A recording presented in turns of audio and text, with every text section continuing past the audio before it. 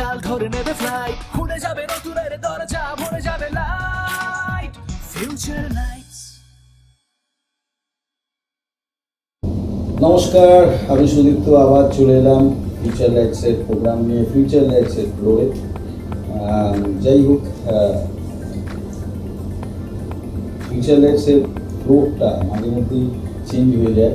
এখন কয়েকটা এপিসোড ধরে এরকম রয়েছে, আবার আগামী কোনো একটা এপিসোডে দেখবেন হয়তো আরেক রকম হয়ে গেছে। তার কারণ হচ্ছে এটা ছাত্রদের কাজের জায়গা, প্লাস আমরা প্রফেশনাল কাজও করি, ছাত্রদের নিয়েই করি। হ্যাঁ, একদম পিওর প্রফেশনাল লোকেদের ফ্লোর এটা নয়, তাদের অ্যালাউও করা হয় না। তাই বিভিন্ন সেট বিভিন্ন সময় এটা গড়ে। হ্যাঁ, এখন এই মুহূর্তে এই অবস্থায় আছে, আগামী কোনো একটা এপিসোডে আবার আরেক রকম হয়ে যেতে পারে। হ্যাঁ, এটা আমি মাঝে মধ্যেই বলি এই কারণেই যে সেট চেঞ্জ হয়ে গেলে একটা প্রবলেম হয়, দর্শকের ভিউ প্রবলেম হয় যে একরকম ছিল আরেক রকম কেন। মাথায় যদি ঢুকে দেখে যে এটা তো কাজের জায়গা, বিভিন্নভাবে ছাত্রছাত্রীরা ফ্লোর ব্যবহার করে, তাদের প্রফেশনাল কাজ, তাদের প্রজেক্টের কাজ, হ্যাঁ, যে কাজই তারা করুক না কেন সেই কাজের জন্য সে মনোযোগ দেয়, তাই এই পরিবেশটা এরকম থাকে। তাই যাই হোক, আজকে আমাদের এই ফ্লোরে আমরা চলে এসেছি আমাদের আরেক ছাত্র। সে তার অলরেডি তার ছবি করেছে, কোন ডিপার্টমেন্ট, কোন ইয়ার, কী নিয়ে পড়তে এসছে, ওর নাম, কোথা থেকে এসছে, এগুলো সম্পর্কে আমি ওকে অনুরোধ করব আপনাদের সাথে শেয়ার করতে। প্লিজ। নমস্কার, আমার নাম সৌমিক বসু, আমি বসিরহাট থেকে এসেছি। তো এখানে আসার আগে আমি জার্নালিজম মাস কমিউনিকেশনে গ্র্যাজুয়েশন কমপ্লিট করি। তো সেই সময় আমাদের একটা অ্যাসাইনমেন্ট ছিল লাস্ট ইয়ারে, আমাদের লাস্ট পেপারে। তো সেখানে একটা শর্ট ফিল্ম বানাতে হতো আমাদের। তো সেই সময় আমরা একটা শর্ট ফিল্ম বানাই, আমাদের চারজন একটা টিম ছিল সেই কলেজে। তো তখন আমার মানে ফিল্ম মেকিংয়ের কোনো নলেজ, কোনো কিছু ছিল না, কোনো এডিটিংয়ের কোনো নলেজ ছিল না। কিন্তু সেই অবস্থাতে আমি মানে একদম অ্যামেচার হিসেবে সেটা তৈরি করি। আর শর্ট ফিল্মটা বানাতে গিয়ে আমি তখন বুঝতে পারি যে এত অনেক কিছুই করেছি তার আগে, লাইক কন্টেন্ট লিখেছি, কিন্তু ওই জিনিসটা করার পরে বুঝলাম যে এইটাই হয়তো আমার জন্য, বা আমার মানে ইন্টারেস্টটা আমি এখানে পাচ্ছি। এত কিছু ট্রাই করার পরে আমি এখানে ইন্টারেস্টটা পাচ্ছি। আর তখন আমি হয়তো কিছু জানতাম না সেই বিষয়ে, সেরকমভাবে ভেবে চিন্তে মানে করিনি আমরা আরও বেটার হতে পারতাম না কিছু। পরবর্তীকালে সেখান থেকে ইন্টারেস্টটা ডেভেলপ হলো, তারপর নিফায় আসার পরে আরও যত জানতে পেরেছি আস্তে আস্তে। তো অনেক কিছু মানে ওপেন হয়ে গেছে আমার কাছে। তুমি এর আগে বললে যে তুমি পড়াশোনা করেছিলে কি নিয়ে? মাস কমিউনিকেশন নিয়ে। তুমি একদম ফাইনাল ইয়ার এসে একটা ছবি বানানোর সুযোগ পেয়েছি, তাই তো? অ্যাকচুয়ালি দুটো, একটা ডকুমেন্টারি বানাতে হয়েছিল, একটা শর্ট ফিল্ম বানাতে হয়েছিল। তাহলে তুমি একদম নলেজ কেন বলছো? জার্নালিজম মাস কমে তো কিছুটা তোমাকে দেবে ওরা, হ্যাঁ, টেকনিক্যাল নলেজ পাওনি? সেখান থেকে পেয়েছিলাম থিওরি ফর্মে ছিল, প্র্যাকটিক্যাল নিফাত আসার পরে যেটা মানে একটু ডিটেলসে আর ভালো করে জানতে পারছি সেরকম কিছু। কোন ডকুমেন্টারি আন্ডারে ছিল?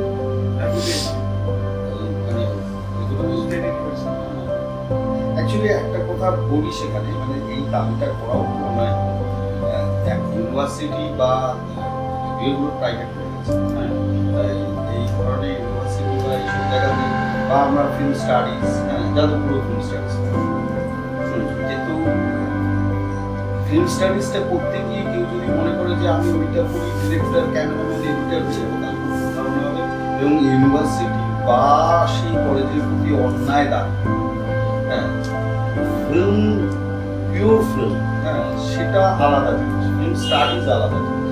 হ্যাঁ, আমরা এটা ভীষণ মিডিয়া সায়েন্স, হ্যাঁ, সে মিডিয়া সম্পর্কে একটুখানি জানি। তার দায়িত্ব নয় একজন ডিরেক্টরকে পূর্ণাঙ্গ ডিরেক্টর তৈরি করা, তার দায়িত্ব নয় একটা পূর্ণাঙ্গ সিনেমাটোগ্রাফার তৈরি করা, তার দায়িত্ব এগুলো নয়। সেটা এসআরটে হতে পারে, বা আমাদের সংস্থা হতে পারে, বা যারা ফিল্ম নিয়ে শুধু কাজ করছে তারা। আমাদের কাছে এগুলো একটু ভুলভালভাবে আমরা ইয়ে করি। এই যে তুমি বলছো অত প্র্যাকটিক্যাল পাইনি, থিওরি বেস ছিল। অ্যাকচুয়ালি ফিল্ম অ্যানালাইসিস বা ফিল্ম মানে ফিল্মের তাত্ত্বিক দিকটাই ওখানে বেশি চলে। হ্যাঁ, তাও আবার এরকম চলে না কুরুসোয়াতার ছবিগুলো কেন একটা সময় বাইরে বহির্মুখী করেই পড়ে, হ্যাঁ, সেগুলো নিয়েও আলোচনা খুব একটা হয় না। ফিল্ম ফিল্মটা এইভাবে এসছে, ফিল্মের অমুক হয়েছে, ওই সময় দেখা যাচ্ছে এই সামাজিক অবস্থান ছিল, তাতে ছবিগুলোর মধ্যে এই ছাপ পড়েছিল, এইগুলো হতে পারে আলোচনা। হ্যাঁ, ঠিক আছে। তাই সেই দাবিটা আমরা করতে পারি না, তবুও তো দুটো ছবি করবার সুযোগ দিয়েছে তার সিনেমা। আমরা কখনোই বলবো না আমাদের মতো কেন প্রতি সেমিস্টার দেয়, এটা অসম্ভব চিন্তা, এটা অসম্ভব চিন্তা। প্রথম কথা সেই কোর্স ফিজও না, হ্যাঁ, আর কোর্সের স্ট্রাকচারটাই সেটা, অতএব ওটা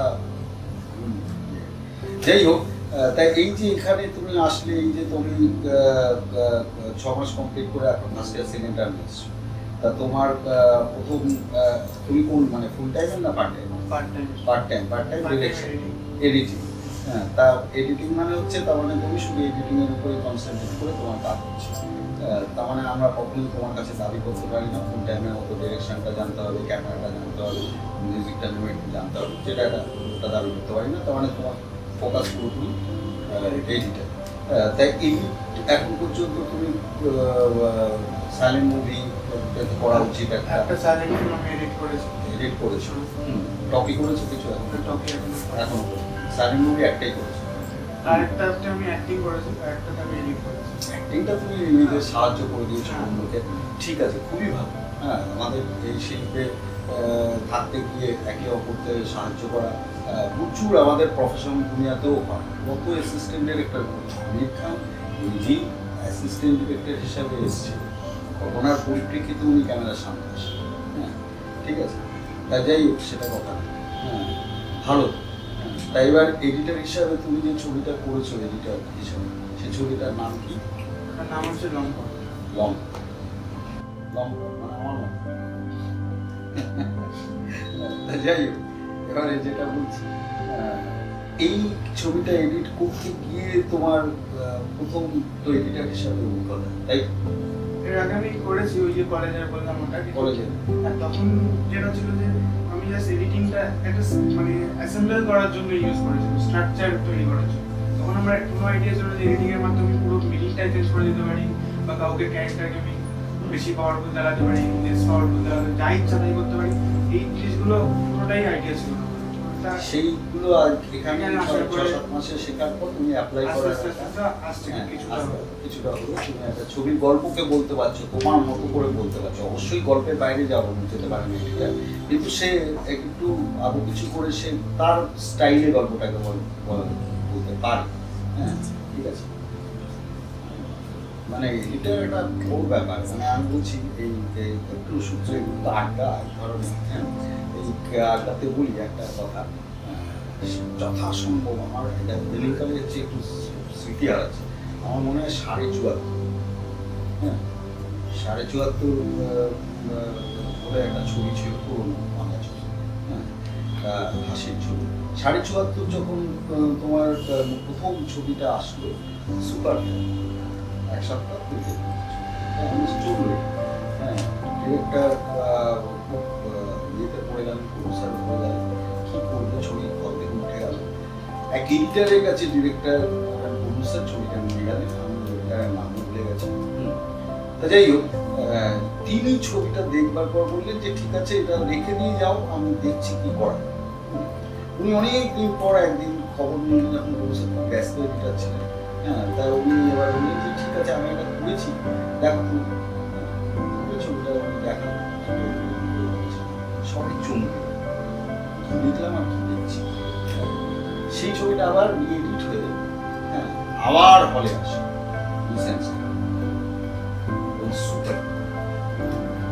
তাহলে একজন এডিটর কি করতে পারে, আমি এই উদাহরণটার জন্যই কথা বলি। একটা ভয়ানক জায়গা, মানে রান্নার ঘর। হ্যাঁ, অবশ্যই আমি এখন বিরিয়ানি খেতে চাইছি, আমি কিছু উপকরণ এনে যদি বলি ঠাকুরকে বিরিয়ানি বানিয়ে দেন, উনি বানাতে পারেন। বিরিয়ানির উপকরণগুলো থাকলে ভালো ঠাকুর হলে অসাধারণ বিরিয়ানি বানাতে হবে। হ্যাঁ, এটাও সেই রকম। তা যাই হোক, তার মানে তুমি এনজয় করছো কাজটা। আগামী দিনে তোমার হাত দিয়ে আরো অনেক এডিটিং দেখবো আশা করি, এবং প্রফেশনালি তুমি একজন এডিটারই। সেটা ইচ্ছে আছে না, হতে হবে। ওরকম জায়গায় না নিয়ে কিন্তু হবে না। হ্যাঁ, অ্যাট এনি কস্ট আমাকে এডিটার হতে হবে। কী করে হবো তো সব জানি, কাজটা শিখবো আমি এডিটারই। করে হবে সেটা তো এখানে শেখানো হচ্ছে। শেখানো সে তো আমি টেকনিক্যাল জিনিসগুলো শিখবো, কিন্তু তারপরে তো আমার কাজটা পেতে হবে, আমার কোয়ালিটি দিয়েই কাজটা পাবো আমি। কাউকে তো আমাদের দুনিয়াটা একটা এরকমই দুনিয়া, কিন্তু এখানে সার্টিফিকেটের ভ্যালু নেই, সোজা কথা বলবো।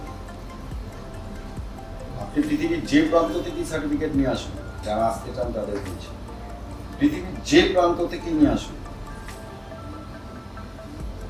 আপনি যে হাউসেই যান, আমার মতো একটা ছোট প্রোডাকশন হাউস, আমারও একটা ছোট প্রোডাকশন হাউস আছে দেশে, হ্যাঁ, সেখানে আসুন আর বড় প্রোডাকশন হাউসে যান, হলিউডের প্রোডাকশন হাউসে, যেখানে একদম উঁচুটাও বললাম, একদম নিচুটাও বললাম, প্রত্যেকেরই দাবি থাকবে সার্টিফিকেটটা সরিয়ে রেখে বা খুব ভালো করে সরিয়ে রাখবে, তারপরে বলে আপনি কাজ দেখেন। এটা দেখতে চাই, ঠিক আছে? আমাদের দুনিয়া সার্টিফিকেট শেষ কথা না, শেষ কথা হচ্ছে স্কিল, ঠিক আছে? সেটা যদি ঠিকঠাক থাকে কাজে একেবারেই কাজে হবে, বাকিটা কমা যাবে। যাই হোক, তোমার সাথে কথা বলে ভালো লাগলো এবং আমার বিশ্বাস ওকে আমরা দেখবো, আপনারাও আমাদের সাথে 365 দিন থাকবেন। আবার বলছি, আপনারাও আমাদের সাথে 365 দিন থাকবেন, ভালো লাগবে। আবার আগামী এপিসোডে ফিউচার লাইটসে আবার ওরই মতো আরেকজন কোনো ছাত্রছাত্রীকে নিয়ে আমরা এখানে আসবো, সঙ্গে থাকবেন 365 দিন। নমস্কার। Future lights,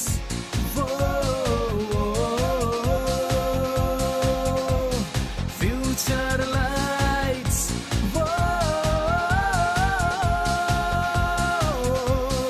future lights,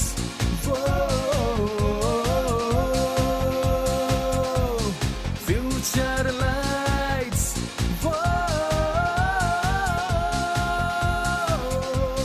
future